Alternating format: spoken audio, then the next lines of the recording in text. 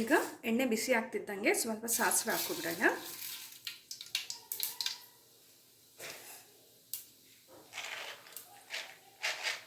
ಹಾಗೆ ಸ್ವಲ್ಪ ಕಡಲೆ ಬೀಜ,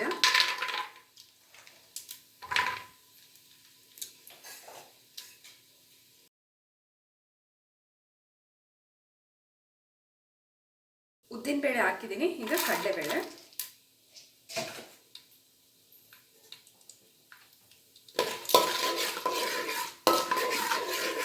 ಸ್ವಲ್ಪ ಬಣ್ಣ ಚೇಂಜ್ ಆಗೋ ತನಕ ಹಾಗೆ ಎಣ್ಣೆಯಲ್ಲಿ ಫ್ರೈ ಆಗಲಿ. ಕರಿಬೇವು ಸೊಪ್ಪು ಹಾಕ್ತಿದ್ದೀನಿ.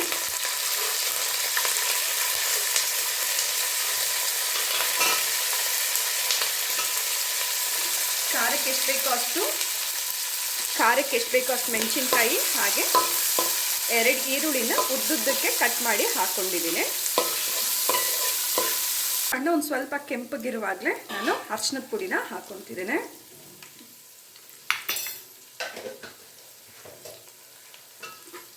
ಮಿಕ್ಸ್ ಮಾಡ್ಕೊಂಬಿಡೋಣ.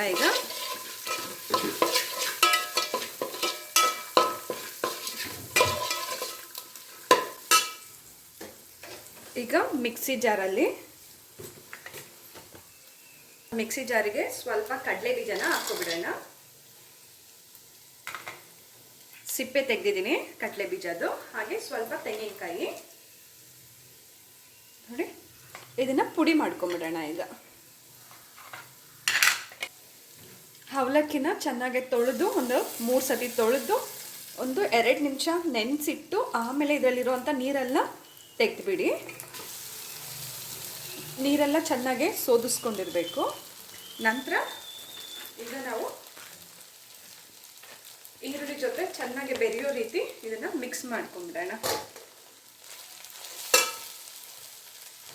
ಅದಕ್ಕಿಂತ ಮೊದಲು ರುಚಿಗೆ ತಕ್ಕಷ್ಟು ಉಪ್ಪು ಹಾಕ್ಕೊಂಬಿಡೋಣ. ಈಗಲೇ ಉಪ್ಪು ನೋಡಿ ಹಾಕೊಳ್ಳಿ, ಎಷ್ಟು ಬೇಕೋ ಅಷ್ಟು.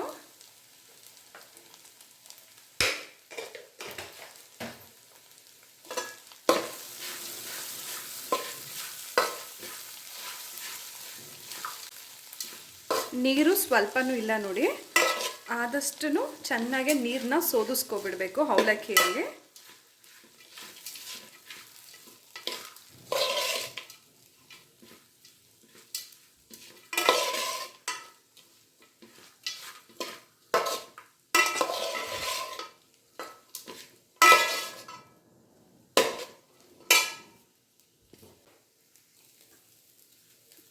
ನೋಡ್ಬೋದು ರುಬ್ಬಿ ಎತ್ತಿಟ್ಕೊಂಡಿದ್ದೀನಿ ತರಿ ತರಿಯಾಗೆ.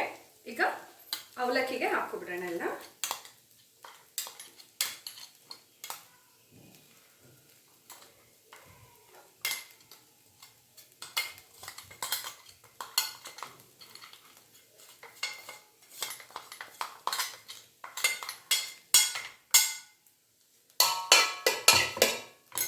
ಈಗ ಚೆನ್ನಾಗಿ ಮಿಕ್ಸ್ ಮಾಡೋಣ.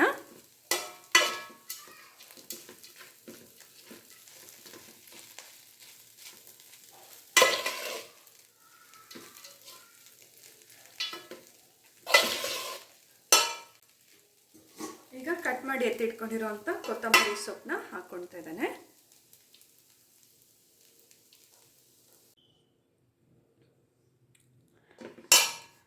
ತರಿ ತರಿಯಾಗೆ ರುಬ್ಬಿ ಹಾಗೆ ಸ್ವಲ್ಪ ಕೊತ್ತಂಬರಿ ಸೊಪ್ಪನ್ನು ಹಾಕ್ಕೊಂಡಿದ್ದಾನೆ. ಈಗ ಚೆನ್ನಾಗಿ ಮಿಕ್ಸ್ ಮಾಡಿ ಅವಲಕ್ಕಿ ರೆಡಿಯಾಗಿದೆ. ಸೊ ತುಂಬ ಈಸಿಯಾಗಿ ಅವಲಕ್ಕಿ ಚಿತ್ರಾನ್ನ ಮಾಡ್ಕೋಬೋದು. ನೀವು ಮಾಡಿ ಹಾಗೆ ಹೇಗೆ ಬಂತಂತ ಹೇಳಿ ಕಮೆಂಟ್ ಮಾಡಿ. ಇನ್ನೂ ಈಸಿ ರೆಸಿಪೀಸ್ಗಾಗಿ ಈಗಲೇ ಚಾನಲ್ನ ಸಬ್ಸ್ಕ್ರೈಬ್ ಮಾಡ್ಕೊಳ್ಳೋದನ್ನ ಮರಿಬೇಡಿ. ಥ್ಯಾಂಕ್ ಯು, ಬಾಯ್.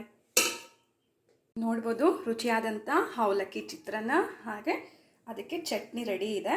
ಹಾಗೆ ಒಂದು ಸ್ವಲ್ಪ ದೋಸೆನೂ ಮಾಡಿದ್ದೆ ಬೆಳಗ್ಗೆ ನಾಷ್ಟಕ್ಕೆ. ಮಧ್ಯಾಹ್ನ ಬಾಕ್ಸಿಗಂತ ಹೇಳಿ ನಾನು ಅವಲಕ್ಕಿ ಚಿತ್ರಾನ್ನ ಮಾಡಿದೆ ನೋಡಿ. ಈ ರೀತಿ ನೀವು ಬೆಳಗಿನ ಬ್ರೇಕ್ಫಾಸ್ಟ್ಗೆ ಅಥವಾ ಮಧ್ಯಾಹ್ನದ ಲಂಚಿಗೆ ಮಾಡ್ಕೋಬೋದು. ನೀವು ಟ್ರೈ ಮಾಡಿ ಹೇಗೆ ಬಂತಂತ ಹೇಳಿ ಕಮೆಂಟ್ ಮಾಡೋದನ್ನ ಮರಿಬೇಡಿ. ಇನ್ನು ಹೊಸ ರೆಸಿಪೀಸ್ಗಾಗಿ ಈಗಲೇ ಚಾನಲ್ನ ಸಬ್ಸ್ಕ್ರೈಬ್ ಮಾಡ್ಕೊಬಿಡಿ. ನಾನು ವಿಡಿಯೋ ಅಪ್ಲೋಡ್ ಮಾಡಿದ ತಕ್ಷಣ ನಿಮಗೆ ನೋಟಿಫಿಕೇಷನ್ಸ್ ಬರುತ್ತೆ. ಮೊದಲಿಗೆ ನೀವು ಆ ವೀಡಿಯೋಸ್ನ ನೋಡ್ಕೋಬೋದು.